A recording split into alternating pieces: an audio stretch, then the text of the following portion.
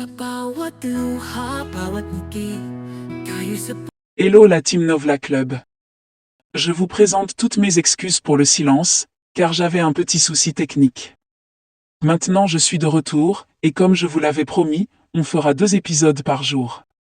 Donc préparez-vous, parce que la série a réellement commencé dès le retour de Camilla. Les choses vont tellement bouger que vous allez être émerveillés.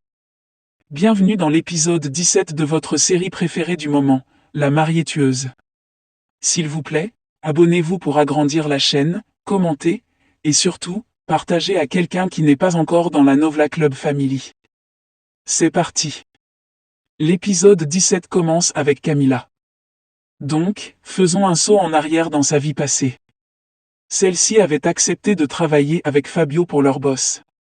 Leur travail était d'aller dans les casinos, voir les personnes qui avaient perdu tellement d'argent, leur faire croire qu'ils pouvaient leur trouver une autre solution, en anarquant leurs clés de voiture. Alors, ce soir-là, Camilla était dans un casino, et elle avait repéré une femme qui avait perdu tellement d'argent. Puis, cette dernière, épuisée et attristée d'avoir perdu beaucoup d'argent au casino, s'est rendue immédiatement dans les toilettes pour pleurer. Camilla la suivit, et lui proposa leur solution magique, celle de l'aider à récupérer l'argent qu'elle a perdu, juste en lui remettant la clé de sa voiture. Quand la dame accepte, aussitôt, Camilla, envahie de remords, lui dit de laisser. Et lui suggère de ne plus jamais accepter que des personnes de sa catégorie viennent l'accoster, car, dit-elle, ils vont juste la mettre encore dans un pire trou et ne la sortiront jamais de ça. Puis, elle s'en va. Les minutes d'après, on voit une jeune dame qui appelle leur boss, certainement pour prévenir le coup qu'avait fait Camilla, celui de ne pas aller au bout de sa mission. Quelques heures plus tard, Camilla est de retour chez leur boss. Celui-ci la crie dessus, déçu, lui disant qu'elle est une moins que rien, car, dit-il, elle n'a pas réussi sa mission. Puis, ce dernier demande à ses collègues de la frapper, tellement fort, pour que ça ne lui traverse plus jamais l'esprit de faire une telle chose. Aussitôt, les gars se précipitent, et se mettent à frapper sauvagement Camilla. Celle-ci essayait de se défendre, mais ne pouvant pas lutter avec plus de 5 gars bien musclés, elle perd tous ses moyens de défense. Étant en train de se faire torturer, Camilla repense encore et encore à tout ce que les gens lui ont fait à la Spada. Le fait qu'on l'ait accusée injustement. Le fait qu'elle soit allée en prison injustement. Le fait qu'elle ait perdu sa fille.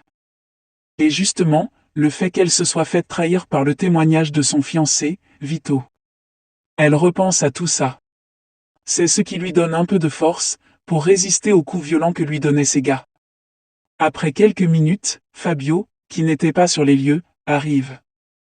Voyant la scène, il se met à se battre avec son boss. Mais celui-ci le menace avec un fusil, et lui dit s'il est fou de vouloir risquer sa vie juste pour une femme qu'il a connue à peine. Puis le boss ajoute qu'il sait pertinemment que cette femme, c'est la mariée tueuse. Le boss continue en disant à Fabio qu'il sait qu'il a déguisé la mariée tueuse, juste pour qu'elle ne se fasse pas reconnaître, mais lui, continue-t-il, l'a reconnue dès le premier jour. Mais cela n'a pas l'air d'intéresser Fabio, qui continue de menacer son boss pour qu'il laisse Camilla en paix. Quelques heures plus tard, Camilla et Fabio étaient de retour à la maison. Et celui-ci était en train de panser les blessures de Camilla. Puis, il lui propose de quitter la ville. Mais pour Camilla, il était hors de question qu'elle s'enfuit une fois de plus. Elle dit à Fabio que plus jamais elle laissera qui que ce soit la marcher dessus.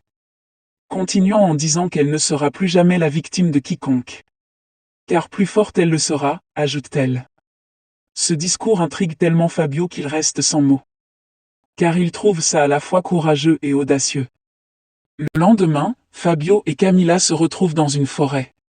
Fabio se met à entraîner Camilla, avec des coups de fusil, et les techniques pour se défendre lorsqu'elle va se battre. Puis les mois, les années passèrent. Fabio continuait à entraîner Camilla, pour être plus prête que jamais à affronter la vie.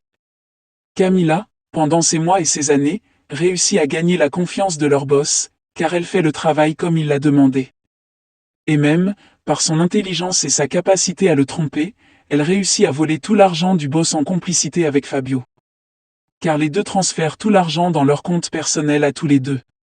Puis, un jour, pendant que Camilla était en train de travailler sur la comptabilité de leur boss, celui-ci arrive et dit à Camilla qu'aujourd'hui c'est son anniversaire, et qu'il espérait qu'elle lui offre un très beau cadeau, tout en essayant de la toucher de façon inappropriée. Mais Camilla, très en colère et trouvant le geste de son patron très déplacé, lui dit de ne pas la toucher. Mais celui-ci, abusant de son pouvoir, la force à vouloir coucher avec elle. Mais pour Camilla, il est hors de question. Puis, celui-ci la baisse avec un pistolet en main.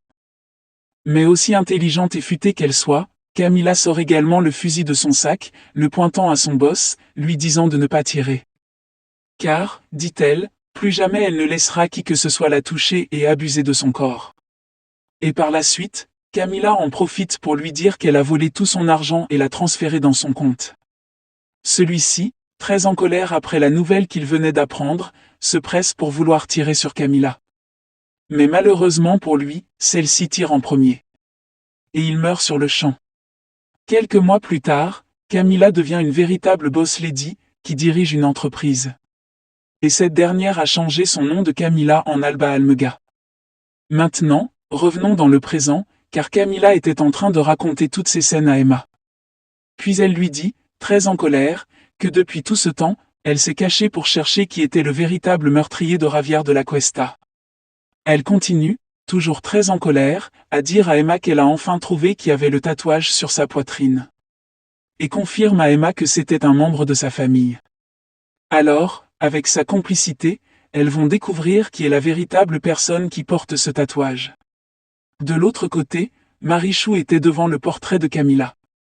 En pleurs, elle lui dit qu'elle aimerait qu'elle aussi lui parle comme elle parle à Emma. Continue en disant qu'elle voudrait vraiment être en connexion avec elle, et que malgré qu'elle soit morte, elle l'aime toujours et qu'elle lui manque surtout. Puis, Marichou continue son discours en disant qu'elle envoyait Emma vivre dans la maison de la Torre, et qu'elle espère qu'ils vont la préserver car, ajoute-t-elle, elle était devenue la cible principale à abattre de tous les habitants de la Spada.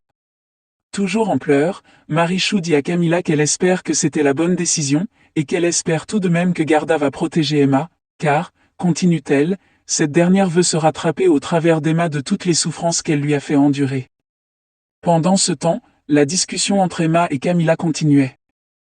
Emma dit à Camilla comment elle fera, car le monsieur qui a eu la crise cardiaque est toujours à l'hôpital et tout le monde l'accuse d'être la responsable.